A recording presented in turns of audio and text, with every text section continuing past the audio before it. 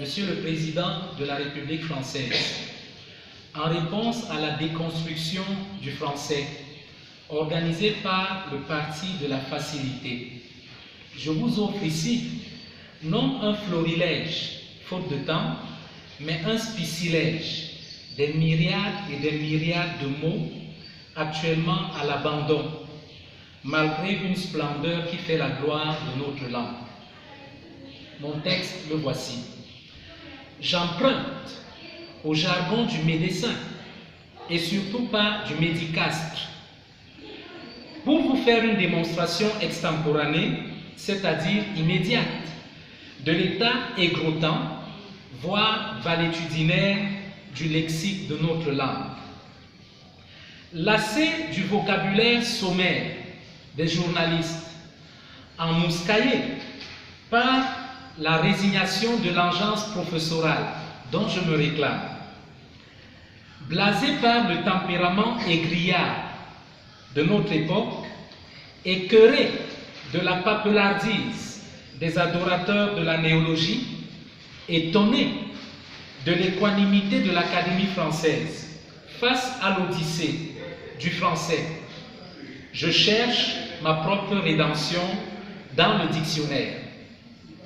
Je n'équivoquerai pas, je n'exciperai pas de mon manque de compétition ou de la saisonnalité de mes entraînements. Ma promenade dictionnarique érémitique m'informe de l'ampleur de mon ignorance en même temps que je redécouvre l'exquisité des trésors abandonnés de la langue française qui surpassent pourtant des milliards de joujoutèques. Je me prends de pitié pour les enfants atteints d'encoprésie et d'énurésie. À eux-mêmes et à leurs congénères en santé, qui dira la différence entre la mouillabilité, la mouillance, le mouillement, le mouillage, la mouille, la mouillère, la mouillette, le mouilleur, le mouilloir, le mouillon et la mouillure? Entre l'encaissage, l'encaissement et l'encaisse, entre l'échec, l'échouage et l'échouement, entre le désintérêt et le désintéressement.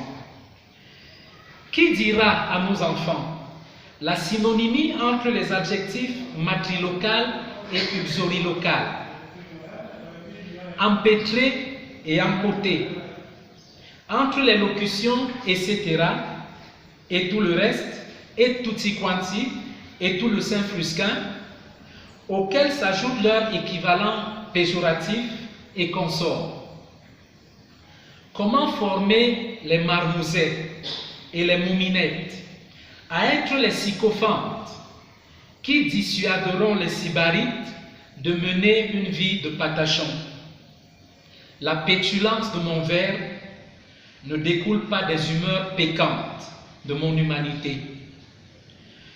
Le dictionnaire m'épouvante parfois, moi aussi, mais je ne m'esbigne pas, prétextant le risque de cervicalgie.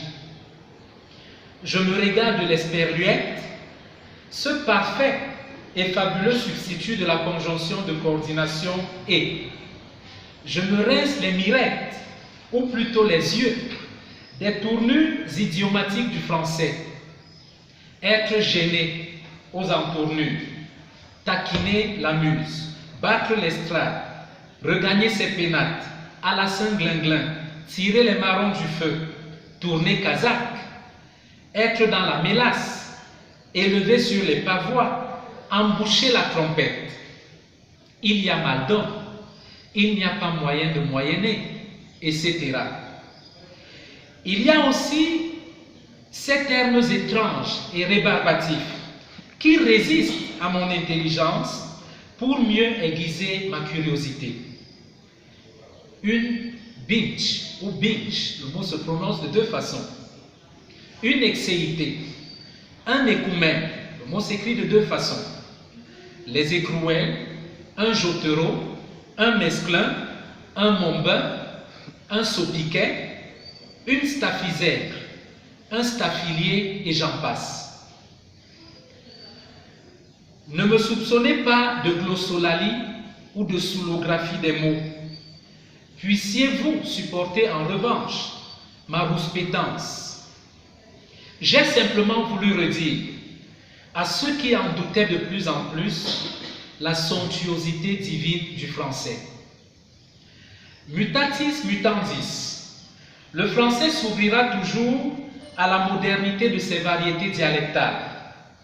Mais avons-nous épuisé les charmes de cette langue? L'avons-nous absorbée jusqu'à la moelle des os, au point de préférer investir des millions d'euros à traquer des néologismes sans lendemain, au point de laisser périr la vivante et incroyable encyclopédie terminologique de sa mémoire lexicale? Excellence, la francophonie peut-elle renoncer à ce que vous avez appelé le français abîmé? La francophonie peut-elle recommencer à parler le français de tous les temps, de toutes les langues souches, de tous les pays, de tous les écrivains de génie, de tous les dictionnaires agréés et de tous les dictionnaires en gestation? Détournons-nous du gangstérisme intellectuel, que dis-je, de cette désertion didactique, de cette mesquinerie scientifique qui démissionne de l'enseignement du français, abandonne des mots millénaires ou séculaires pour poursuivre des termes éphémères. Je m'interroge sur le souverain bien que nous avons en partage. Quelle variété de français voulons-nous promouvoir finalement? Un français petit nègre? Un français petit blanc? Un français charabien? Un français perverti? Un français fourre-tout? Ou alors un français universel, non moins réconcilié avec la pureté de son génie? Il est à la mode sur la place parisienne de s'émerveiller des nouvelles créations de la langue française pendant que nos enfants, dans leur forte majorité, sont livrés à la dysorthographie, la dyslexie, la dysgraphie, à l'illettrisme tout court et à une inculture non pareille. Tout un forum mondial de la langue française en 2016 à Liège s'est articulé autour du prétendu néologisme verbal « se créactiver », qui a disparu de la circulation avec la même soudaineté que son apparition. Pourquoi ne l'avoir pas complété pendant que nous y sommes du substantif créactivation ou des adjectifs créactivant, créactionniste ou créactivationniste? Des centaines de milliers d'euros sont ainsi dépensés dans des bizarreries et des fantaisies lexicales, pendant que des dizaines de milliers de mots de notre dictionnaire tombent en léthargie, tombent en désuétude, sombrent dans une décrépitude accélérée, agonisent et meurent. Je partage votre fascination pour le joli mot de séquidilatif en provenance du Kikongo et qui veut dire suscitant de l'espoir. J'éprouve une égale délectation pour le substantif zidanette qui désigne toute pichenette spécifique à Zinedine Zidane et qui mérite la consécration dictionnérique à la dimension de cette légende du football mondial. Depuis plus de 2 décennies, je peux m'encoubler, c'est-à-dire trébucher, sur bâton de manioc, foufou, ndolé, poto-poto, en parcourant le dictionnaire universel francophone. Une vraie bénédiction. Mais notre euphorie momentanée devient injuste dès lors qu'elle a pour conséquence le camouflage de l'hécatombe qui décime jour après jour le lexique du français. je m'interroge sur votre anglophonie, qui fait une concurrence de plus en plus inquiétante à votre francophonie. Autant nous admirons et félicitons votre aisance langagière en anglais, autant nous sommes interloqués de découvrir en Mondovision un président français appliqué à baliser les sentiers de la langue de Shakespeare.